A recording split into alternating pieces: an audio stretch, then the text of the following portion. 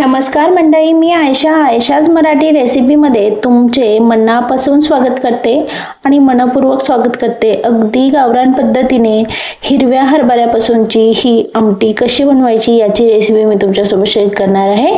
तर ही हिरव्या हरभऱ्याची भाजी भाकरीसोबत आणि भातासोबत अगदी भन्नाट लागते। तर ही रेसिपी कशी बनवायची याची रेसिपी आपण बघूया।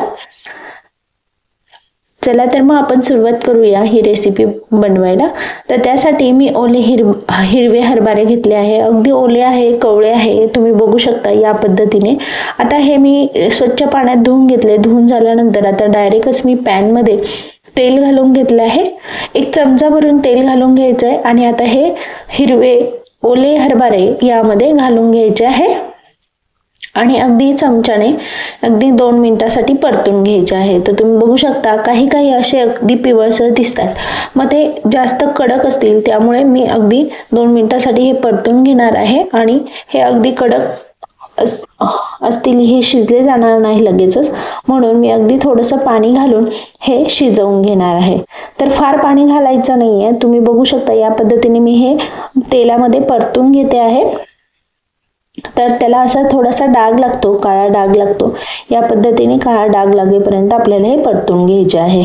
आणि आता मी झाकण ठेवले, अगदी अर्धा कपापेक्षाही कमी पाणी घातलंय आणि आता हे पाणी घालून मी 10 मिनिटासाठी शिजवून घेणार आहे। म्हणजे संपूर्ण पाणी आटस्तवर शिजवून घेणार आहे। पाणी अगदी कमी घातलंय मी। तर पाण्यामध्ये आता हे व्यवस्थित वाफेवरती शिजवून घेणार आहे। वाफेवरती ते अगदी व्यवस्थित शिजून झाले आहे, तुम्ही बघू शकता अगदी मऊसूत झाले आहे। तर या पद्धतीने संपूर्ण पाणी आटस्तवर शिजवून घेतले। आता एका प्लेटमध्ये मी काढून घेतले आहे। तर आता हे प्लेटमध्ये काढून घेतल्यानंतर मॅशरच्या साहाय्याने आता मी हे असे मॅश करून घेणार आहे। तुम्ही बघू शकता अगदी सहज मॅश होत आहेत। संपूर्ण मी हे एका प्लेटमध्ये काढून मॅश करून घेते आहे। तर या पद्धतीने व्यवस्थित असे हे मॅश करून घ्यायचे आहे।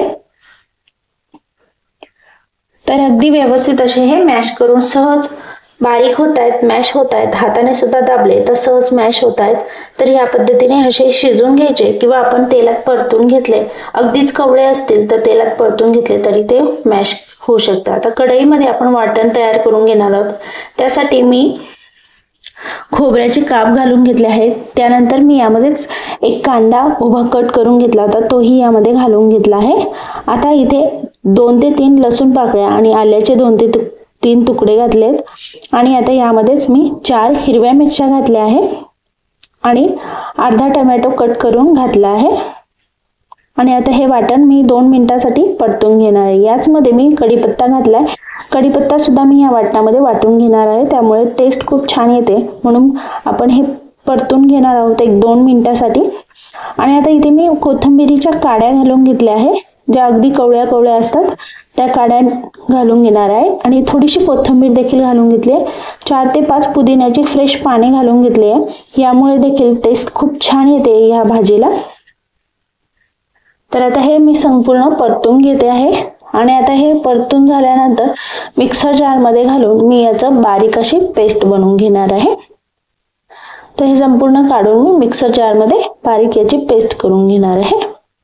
आता इथे मी कढईत तेल गरम करून घेतले, त्याच कढईमध्ये तेल गरम करून घेतले। तेल गरम झाल्यानंतर एक चमचा भरून मोहरी मी यामध्ये घालून घेतली आहे। मोहरी छान तडतडून संपूर्ण फुटू द्यायची आहे। हे बघू शकता तुम्ही या पद्धतीने संपूर्ण मोहरी फुटू द्यायची आहे। मोहरी छान फुटल्यानंतर आपण यामध्ये बाकीचे मसाले घालून घेणार आहोत आणि आपण भाजी बनवून घेणार आहोत। एक चमचा भरून जिरे घातले, 4 ते 5 कढीपत्त्याची पाने घातले आणि आता आपण जे काही मॅश करून घेतलेले ओले हरभरे होते ते यामध्ये परतून घेते 1-2 मिनिटासाठी। यामध्येच आता एक चमचा भरून मी हळद पावडर देखील घालून घेतली। आणि आता आपण जे काही वाटण करून घेतलं होतं त्यामध्ये मी थोडंसं पाणी घालून त्याचं वाटण केलं होतं, ते देखील मी यामध्ये घालून 2 मिनिटासाठी परतून घेणार आहे। आता एकदम हाय फ्लेमवरती आपल्याला हे व्यवस्थित परतून घ्यायचं आहे। तर आता झाकण ठेवून हे संपूर्ण ह्यामधलं पाणी आटून अगदी थोडंसं तेल सुटेपर्यंत आपल्याला हे परतून घ्यायचं आहे। तर मी झाकण ठेवलंय आणि व्यवस्थित असं हे परतून घेते आहे। तुम्ही बघू शकता यामधले जे काही पाणी आहे संपूर्ण आटून द्यायचं आहे। चवीनुसार थोडंसं मीठ घालून घेतलंय मी आणि आता हे पुन्हा झाकण ठेवून संपूर्ण मी आटून देणार आहे। आपण यामध्ये हिरव्या मिरच्या घातल्या होत्या, त्यामुळे लाल तिखट आपण बिलकुल घातला नाहीये। तर या पद्धतीने हे संपूर्ण एक 10 मिनिटासाठी व्यवस्थित आपण परतून घेतो आहोत। एक 10 मिनिटासाठी हे व्यवस्थित परतून घ्यायचंय, म्हणजे संपूर्ण जे काही वाटण आपण बनवलंय त्याला छान तेल सुटेल आणि ह्याला चव खूप छान लागते। तर ह्या वाटणामध्ये जर तुम्ही करून बघितलं तर कधीतरी वेगळी अशी चवीला छान तुम्ही बनवू शकता। आता हे व्यवस्थित असं थोडंसं आटून गेलंय आणि तो जे काही वाटण आपण टाकलं होतं ते व्यवस्थित शिजल्यासारखं झालंय।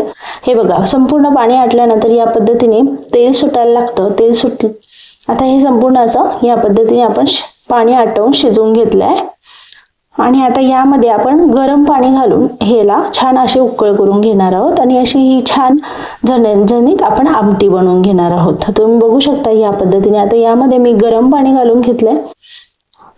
तुम्हाला जितकं याला करी हवी इतकं पाणी तुम्ही घालून ह्याला गरम असं करून घ्यायचंय।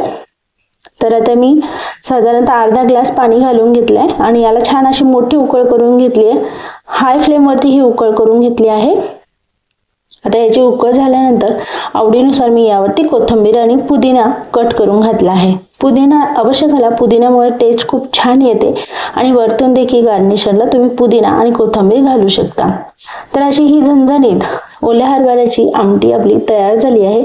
तर मंडळी, तुम्ही या पद्धतीची ओल्या हरभऱ्याची आमटी नक्की ट्राय करून बघा आणि मला नक्की कमेंट करून सांगा तुम्हाला ही रेसिपी कशी वाटली।